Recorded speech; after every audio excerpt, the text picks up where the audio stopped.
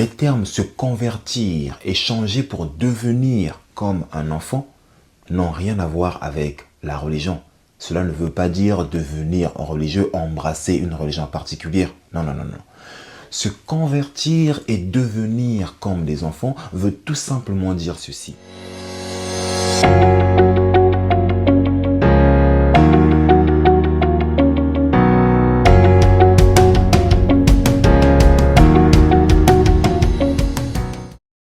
Salut à tous, j'espère que vous allez merveilleusement bien, tout comme moi, ça ne change pas. Qui plus est, je me sens toujours aussi parfaitement divin et d'ailleurs, vous devriez dire la même chose. Celui qui ne sait pas qu'il sait, éveille-le. Voilà le but de ma chaîne Motiveuse Power. Éveillez vos consciences en vous poussant sans cesse à la réflexion afin que chacun puisse tendre vers sa propre sagesse. D'où le slogan « Sagesse intérieure ». En vérité, je vous le dis, si vous ne vous convertissez et si vous ne changez pour devenir comme des enfants, vous n'entrerez pas dans le royaume des cieux. Matthieu 18, 3. Voilà une vérité spirituelle qui a été et est toujours mal comprise. Et donc par conséquent, continue d'induire bon nombre de gens en erreur. Et la raison à cela, c'est que l'explication qu'on nous a donnée de ce verset biblique était une explication purement religieuse. Autrement dit, on nous a enseigné que si vous ne vous convertissez et si vous ne changez pour devenir comme des enfants, vous n'entrerez pas dans le royaume des cieux, voulait dire que si vous ne vous convertissez pas en une religion particulière, c'est-à-dire si vous n'embrassez pas une religion particulière pour ensuite vous soumettre à cette religion en suivant religieusement tous les enseignements prescrits par celle-ci, c'est-à-dire la religion, tels des enfants qui obéissent à leurs parents, vous n'entrerez pas dans le royaume des cieux. Donc si vous n'acceptez pas notre religion, si vous ne suivez pas à la lettre tout ce que la religion dit à propos de Dieu, vous n'entrerez pas dans le royaume des cieux ou vous n'irez pas au paradis. Voilà une explication purement religieuse qu'on nous a donnée. Et étant donné que je ne suis pas un adepte de la religion, dans les minutes subséquentes, je vais vous donner une explication purement ésotérique, profonde, spirituelle et métaphysique de cette vérité ou de ce verset biblique. Pour cela, je vais vous demander d'avoir un esprit béant. Oui, mettez-vous dans un endroit tranquille. Prenez de quoi noter et j'aurai vraiment besoin de toute votre attention. Si c'est bon pour vous, lâchez-moi un pouce bleu et n'oubliez pas que l'esprit est comme un parachute. Il fonctionne mieux lorsqu'il est ouvert. Soyez donc ouverts. Très chère étincelle divine, pour une meilleure compréhension, je vous propose de disséquer cette vidéo en deux. Dans la première partie, nous allons d'abord voir ce que veut dire si vous ne vous convertissez et ne changez pour devenir comme des enfants. Ensuite, dans la seconde partie de la vidéo, je vais vous expliquer ce que veut vraiment dire vous n'entrerez pas dans le royaume des cieux. C'est quoi le royaume des cieux? Et d'ailleurs, où se trouve-t-il? Nous aborderons cette question dans la deuxième partie de la vidéo. Commençons par la première partie. Les termes se convertir et changer pour devenir comme un enfant n'ont rien à voir avec la religion. Cela ne veut pas dire devenir religieux, embrasser une religion particulière. Non, non, non, non. Se convertir et devenir comme des enfants veut tout simplement dire ceci.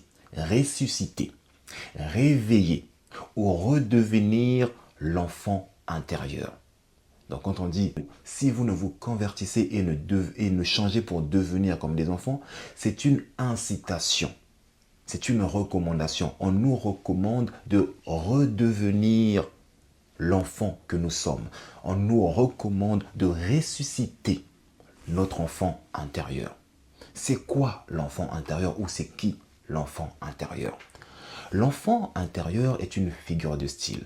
L'enfant intérieur, c'est votre véritable moi. C'est votre soi sacré. Autrement dit, l'enfant intérieur, c'est le divin en vous. L'enfant intérieur, c'est le Dieu que vous êtes. C'est ça, l'enfant intérieur. Donc quand on dit, si vous ne vous convertissez et changez pour devenir comme des enfants, cela veut dire que si vous ne ressuscitez pas votre enfant intérieur, si vous ne redevenez pas le Dieu que vous êtes, ou si vous ne réveillez pas la divinité en vous, vous n'entrerez pas dans le royaume des cieux. Et pour mettre en lumière cette notion de l'enfant intérieur, permettez-moi de vous donner quelques exemples sur les enfants. Nous allons voir comment est-ce que les enfants se comportent pour faire un lien entre ces exemples et le sujet de cette vidéo, c'est-à-dire redevenir comme des enfants. La première chose à savoir à propos des enfants est celle-ci. Il n'y a pas plus authentique qu'un enfant. Je m'explique. Je vous invite, très chère étincelle divine, à observer avec beaucoup d'attention un enfant. Vous remarquerez la chose suivante. Les enfants n'utilisent pas de filtre. Ils sont authentiques, c'est-à-dire ils sont ce qu'ils sont. Les enfants n'ont pas besoin d'utiliser un masque, un filtre pour paraître ce qu'ils ne sont pas, pour faire semblant, pour être quelqu'un qu'ils ne sont pas. Non, un enfant ne cherche pas à être ce qu'il n'est pas dans le but de vous plaire. Il ne cherche pas à vous plaire en étant quelqu'un d'autre. Les enfants n'ont ni honte ni peur d'exprimer qui ils sont avec leur puérile innocence. Et d'ailleurs, c'est la raison pour laquelle on les trouve mignons. Et c'est la raison pour laquelle on est toujours attiré vers les enfants. Parce qu'ils vous montrent ce qu'ils sont. Ils n'ont pas besoin de faire semblant. Ils ne sont pas là à chercher des filtres. Contrairement à nous, les adultes. Quand nous étions enfants, nous n'avions pas de filtre. Nous n'avions pas honte d'exprimer notre véritable moi. Mais en grandissant, avec le conditionnement de la société dans laquelle nous vivons, on nous a appris à porter des masques. On nous a appris à avoir recours à des filtres, tels sur Snapchat. Du coup, nous y avons pris goût. Nous passons notre vie à utiliser des masques, à utiliser des filtres, à faire semblant, à être quelqu'un que nous ne sommes pas. Tout ça dans le but de plaire. Nous passons notre temps à changer de masque. Nous en avons tellement que nous choisissons un masque en fonction du milieu et des personnes que nous rencontrons. Et en fonction de ce que nous voulons obtenir des autres. Si nous recherchons la validation des autres ou l'approbation des autres, nous avons un masque particulier. Nous passons une grande partie de notre vie à faire semblant, à être ce que nous ne sommes pas. Et en ce sens, nous avons enterré, occulté notre enfant intérieur, notre véritable moi. À force d'avoir plusieurs facettes, nous avons oublié qui nous sommes réellement. Nous avons tué ou endormi notre enfant intérieur. La deuxième chose à savoir au sujet des enfants est celle-ci. Les enfants n'ont pas peur de rêver grand. Permettez-moi de bien vous l'expliquer. À mon humble avis, les enfants sont peut-être les êtres les plus intelligents qui utilisent intuitivement le précieux cadeau que Dieu nous a donné à tous, à savoir la faculté d'imaginer. Autrement dit, le pouvoir de rêver. Un enfant n'a pas peur de rêver grand. Quand nous étions enfants, nous rêvions grand, nous avions des grands rêves. Peu importe l'enfant que vous étiez, nous avions tous des grands rêves. Nous voulions tous devenir grands dans un domaine particulier. D'aucuns voulaient devenir des grands physiciens, des grands astronautes, des grands footeux, des grands professeurs, des grands ceci, des grands cela. Mais peu importe votre rêve, quand nous étions enfants, nous rêvions toujours grand. Les expressions telles que « c'est impossible à réaliser »,« arrête de rêver, tu perds ton temps »,« tu ne pourras jamais devenir ce que tu rêves »,« c'est impossible ». Toutes ces expressions sont venues, ou devrais-je dire, toutes ces expressions ont pris naissance dans notre esprit dès lors que nous avons parlé de nos rêves aux adultes, c'est-à-dire aux personnes qui avaient des croyances limitantes à propos d'elles-mêmes, des personnes qui avaient une piètre estime d'elles-mêmes, des personnes qui avaient un manque de confiance en soi indicible et qui, par la suite, nous ont transmis leurs croyances limitantes, leur manque de confiance, leur piètre estime. Parce qu'elles ont estimé que vu que moi je ne peux pas accomplir mes rêves, vu que c'est impossible, toi non plus tu ne pourras pas accomplir tes rêves. Et c'est ainsi que ces adultes nous ont appris en tant qu'enfants ce que voulait dire c'est impossible.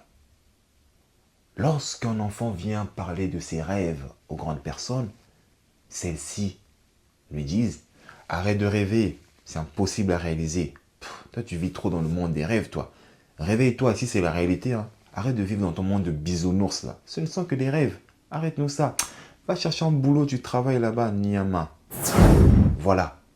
Et étant donné que l'esprit d'un enfant est semblable à une feuille de papier vierge sur laquelle n'importe qui peut inscrire ce qu'il veut, ces personnes se sont servies insidieusement ou involontairement de notre esprit pour insérer, imprégner, enliser des croyances limitantes, le manque de confiance, une piètre estime.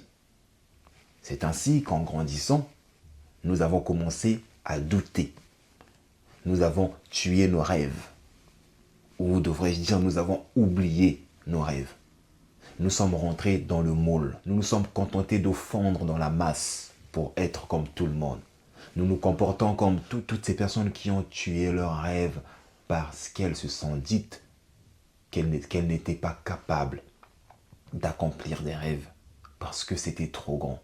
Et en choisissant de devenir comme tout le monde, nous avons tué l'enfant intérieur. C'est cet enfant innocent qui utilisait divinement son imagination créatrice en rêvant grand. Alors, combien d'entre nous se reconnaissent dans ce que je viens de dire? Combien ont tué leurs rêves parce qu'on leur avait dit que c'est impossible à réaliser? Combien ont arrêté de rêver grand parce qu'on leur a dit les rêves ne se réalisent pas comme ça, réveille-toi, on n'est pas dans le monde des bisounours ici. Combien de personnes ont tué leur enfant intérieur? Si vous ne vous convertissez et changez pour devenir comme des enfants, vous n'entrerez pas dans le royaume des cieux. Malheureusement, nous avons tué notre enfant intérieur. Et par conséquent, nous n'entrerons pas dans le royaume des cieux tant que nous n'aurons pas changé. La troisième chose à savoir au sujet des enfants est celle-ci. Un enfant ne connaît pas de gêne, encore moins la honte. Je m'explique. Je vous invite, très chère étincelle divine, à observer le comportement des enfants. Vous remarquerez la chose suivante. Les enfants n'ont pas honte de dandiner devant vous tout nu. Les enfants n'ont pas honte de jouer tout nu. Ils ne savent pas ce que veut dire avoir honte, être gêné. Ils ne savent pas, jusqu'à ce qu'on le leur dise. Je me souviens encore en Afrique, les enfants ne sont pas gênés à marcher tout nu. Des fois, vous voyez un enfant marcher tout nu, un petit garçon marcher tout nu et sortir son zizi comme ça en train de pisser. Papa, papa, regarde, je fais la fontaine. Papa, je fais la fontaine. Vous voyez le petit enfant dandiner devant les gens. Elle ne sait pas ce que veut dire avoir honte ou être gêné jusqu'à ce que sa mère le lui dise. Nos darons au bled, comment elles agissaient quand elles voyaient une petite fille là marcher toute nue. Yo, l'homme qu'est-ce que tu as là? Bah, il faut que tu aies un awa. Nyama.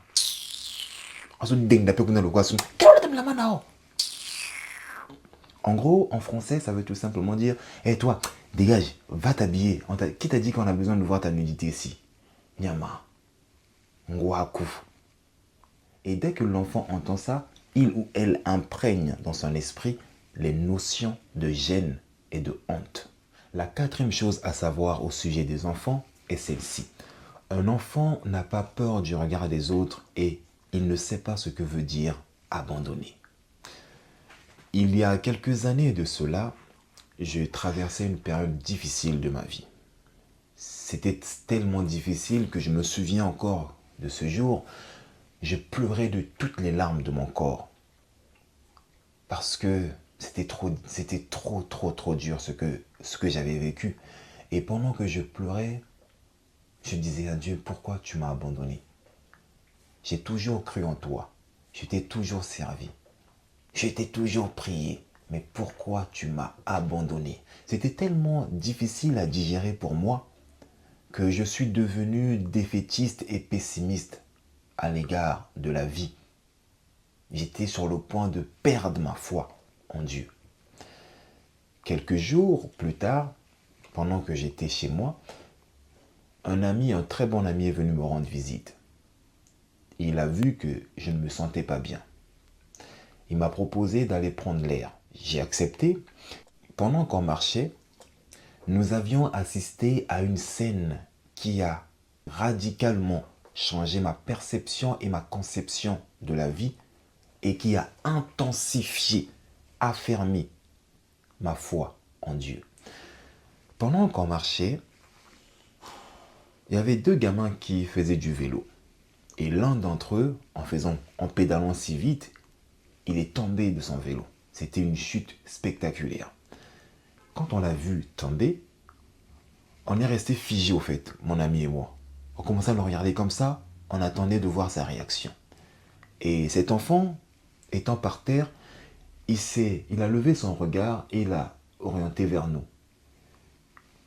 Son regard et notre regard se sont croisés, mais vu qu'on n'avait aucune expression faciale, cet enfant s'est relevé, a repris son vélo et a continué à pédaler tout en souriant. Il a appelé son pote, ils sont partis.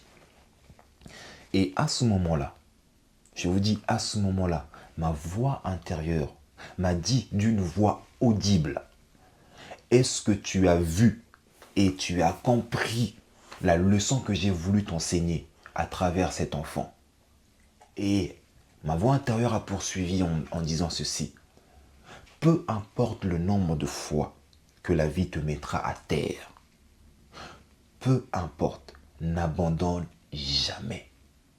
Apprends à te relever.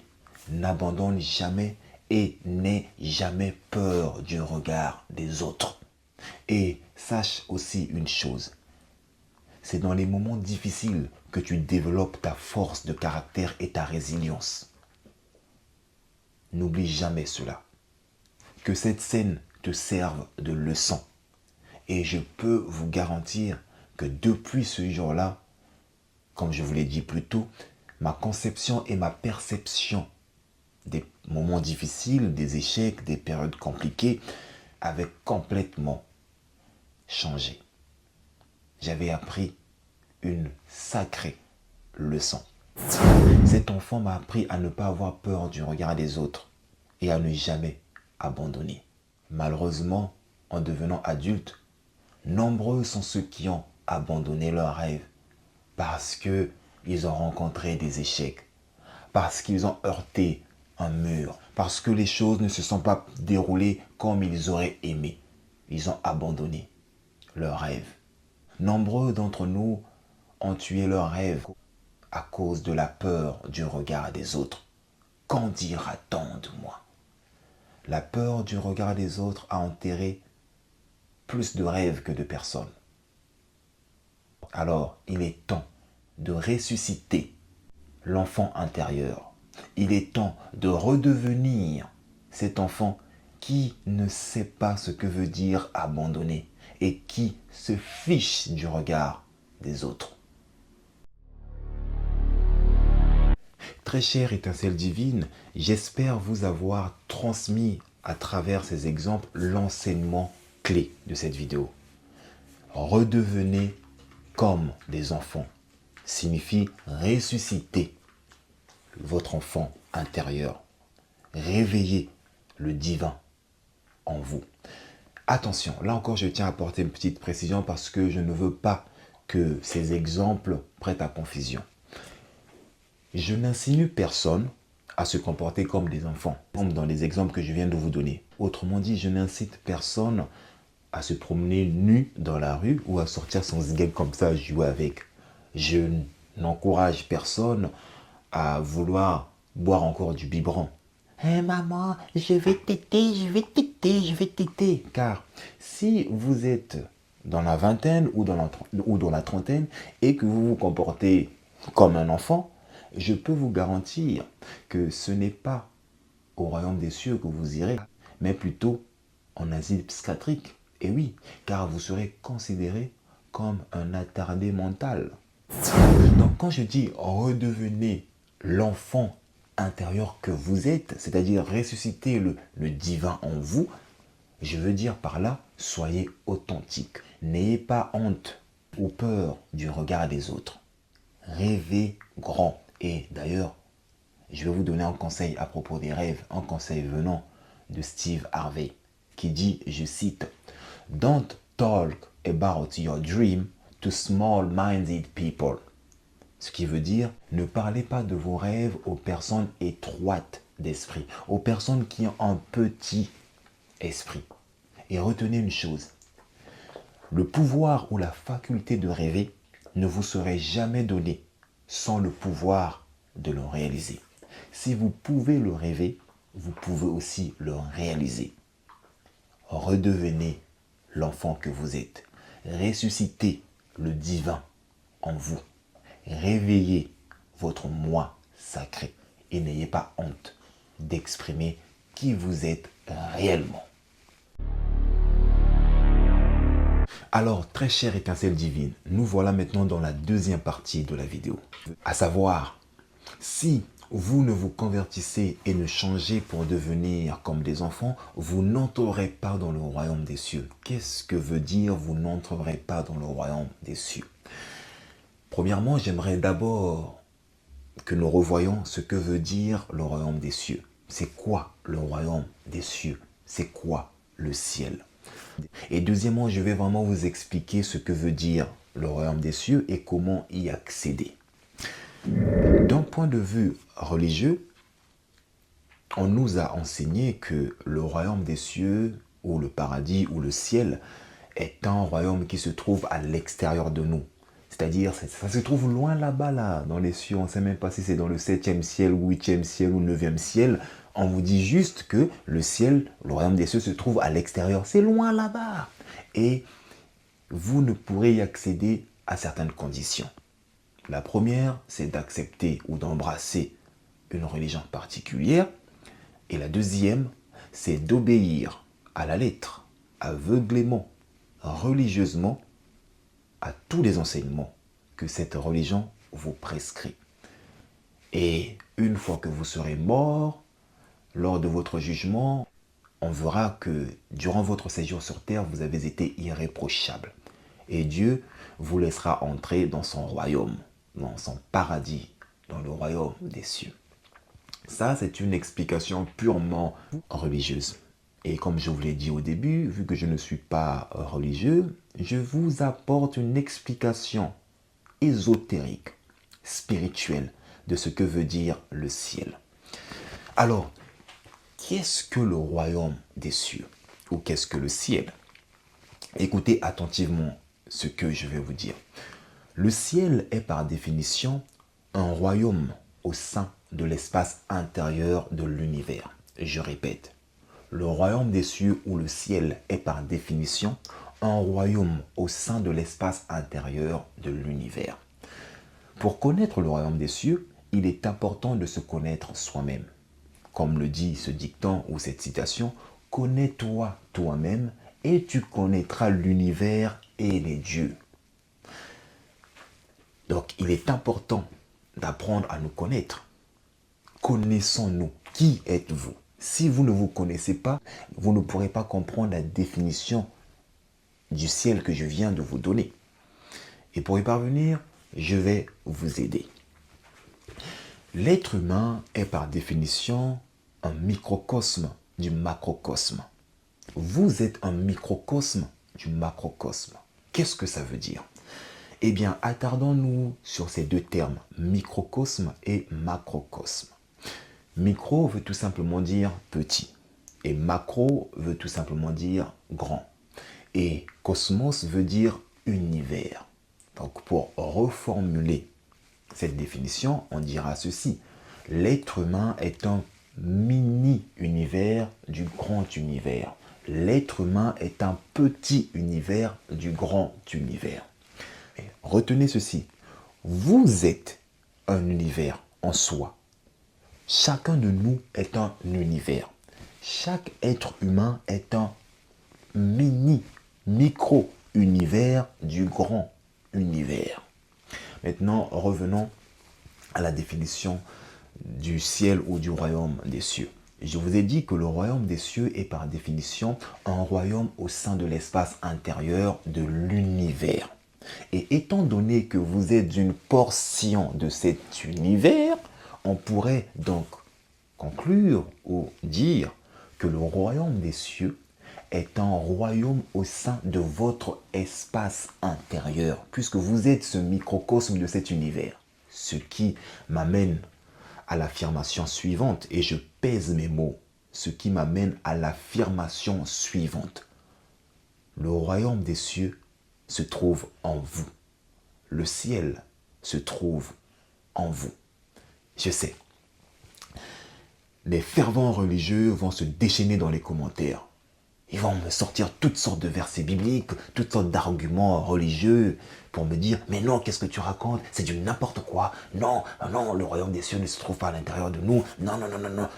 Non, on nous a enseigné que le royaume des cieux, c'est le paradis et on y accède seulement une fois quand nous allons mourir. Toi, tu viens me dire que le royaume des cieux est au-dedans de nous. Arrête tes conneries là. » Eh bien, si vous vous basez uniquement sur la Bible, avec une explication religieuse ou avec des enseignements religieux, eh bien, sachez que très chère étincelle divine, je vais utiliser cette même Bible pour soutenir l'argument que je viens d'émettre, à savoir, le royaume des cieux est un royaume au sein de votre espace intérieur, c'est-à-dire le royaume des cieux se trouve en nous. Je vais vous donner un verset biblique qui vient soutenir ce que je viens de dire, qui affirme que le royaume des cieux se trouve en chacun de nous. Alors, très chère étincelle divine, j'aimerais que vous preniez votre Bible, plus précisément dans le livre de Luc 17, 21. Bon, ici j'ai deux versions, ok? Commençons d'abord par la version Louis II qui dit, je cite, « On ne dira point, il est ici ou il est là, car voici, le royaume de Dieu est au milieu de vous. » Ça, c'est la version Louis II. Maintenant, voyons la version Martin qui dit ceci. « Et on ne dira point, voici, il est ici, ou voilà, il est là, car voici, le règne de Dieu est au-dedans de vous. » C'est ça cette partie qui m'intéresse. Le règne de Dieu est au-dedans de vous. Autrement dit, le royaume des cieux est au-dedans de vous. Ça ne sert à rien d'attendre la mort pour y accéder. Ça ne sert à rien d'embrasser une religion particulière pour entrer au ciel. Parce que le royaume des cieux ou le règne de Dieu se trouve en vous. Pas à l'extérieur de vous, en vous. Vous êtes un univers. Tout se trouve en vous. Le ciel se trouve en vous. Et maintenant, que veut dire entrer au ciel? Ou aller au ciel? Ou entrer dans le royaume des cieux? Comme nous venons de le voir, le royaume des cieux se trouve en vous et non à l'extérieur de vous. Mais pour mieux comprendre ce que veut dire entrer au ciel, j'aimerais que nous puissions aborder cette notion du paradis, du ciel.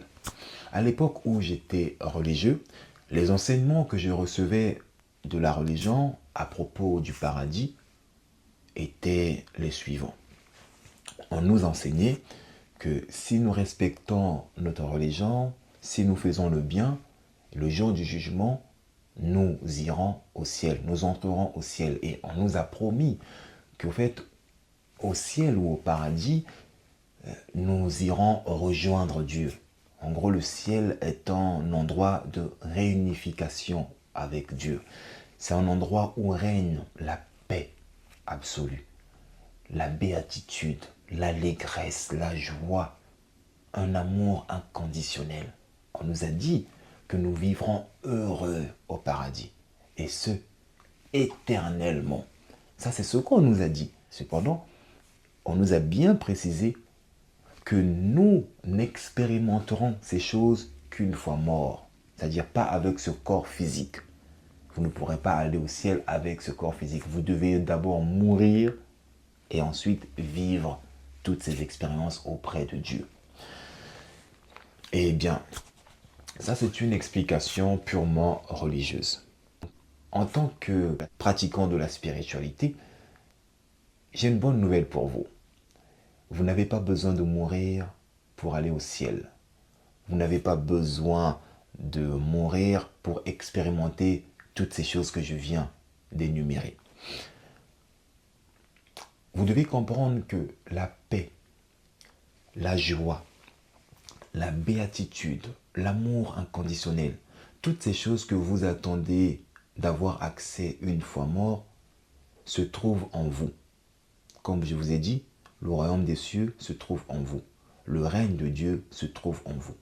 Dieu réside en vous. Par conséquent, son royaume réside en vous. Vous n'entrerez pas dans le royaume des cieux, ça veut dire quoi? Eh bien, reformulons ce verset dans son ensemble. Si vous ne vous convertissez et ne changez pour devenir comme des enfants, vous n'entrerez pas dans le royaume des cieux. Ça veut tout simplement dire que si vous ne ressuscitez pas votre enfant intérieur, si vous ne redevenez pas le Dieu que vous êtes, vous ne pourrez pas accéder à votre espace intérieur. Vous ne pourrez pas accéder au royaume des cieux qui se trouve en vous. Alors, si vous voulez exprimer le Dieu que vous êtes, si vous voulez ressusciter le divin que vous êtes, votre enfant intérieur, vous devez prendre l'habitude d'apaiser votre esprit tous les jours et d'aller au plus profond de vous-même. Car Dieu réside dans les tréfonds de votre être. Le royaume des cieux se trouve en vous. Entrer dans le royaume des cieux signifie prendre son temps pour apaiser son esprit et ensuite aller au plus profond de soi-même, dans les tréfonds de votre être, là où réside le royaume des cieux, pour cultiver la paix, la joie, le calme, la béatitude, l'allégresse, l'amour inconditionnel du divin en vous, pour expérimenter toutes ces choses que vous attendez d'avoir accès au ciel une fois mort. Vous n'avez pas besoin de mourir pour y accéder. Tout ce que vous avez à faire, c'est d'aller au plus profond de vous-même, dans votre royaume intérieur, pour cultiver l'amour inconditionnel, pour vous réunir avec Dieu. Prenez l'habitude de communier régulièrement avec votre enfant intérieur, en allant au plus profond de vous-même. C'est ce que veut dire devenez un enfant et entrez dans le royaume des cieux. Et une fois que vous l'aurez fait, vous remarquerez que votre monde extérieur changera. Autrement dit, le royaume des cieux se manifestera dans cette vie-ci ou dans ce monde physique. Car ce qui est à l'intérieur doit s'exprimer à l'extérieur. Car l'extérieur n'est que le reflet de ce qui est à l'intérieur. En allant cultiver le royaume des cieux quotidiennement, vous finirez par l'exprimer à l'extérieur de vous. Voilà ce que veut dire ce verset. J'espère avoir été clair avec vous. Et si cette vidéo vous a touché, ne la gardez surtout pas pour vous-même. Je vous en supplie, ne gardez pas cette précieuse vidéo pour vous-même. Partagez-la tout autour de vous afin qu'elle ait un impact massif sur un grand nombre d'âmes, afin qu'elle bénisse des âmes qui sont en quête de tels savoirs, en quête de telles explications. Et en cela, sachez que vous serez un canal, et oui, un canal de bénédiction à travers lequel d'autres âmes vont découvrir ma chaîne Motivus Power. Et pour cela, je vous suis infiniment, mais infiniment reconnaissant. En outre, n'oubliez pas, très chère étincelle divine, de vous abonner pour plus de contenu impactant, motivant, inspirant et qui vous aide à devenir qui et ce que vous choisissez d'être chaque jour de votre vie afin d'actualiser le meilleur de vous-même. Et quant à moi, je vous dis à la prochaine vidéo et que Dieu vous bénisse. Ciao, ciao, ciao.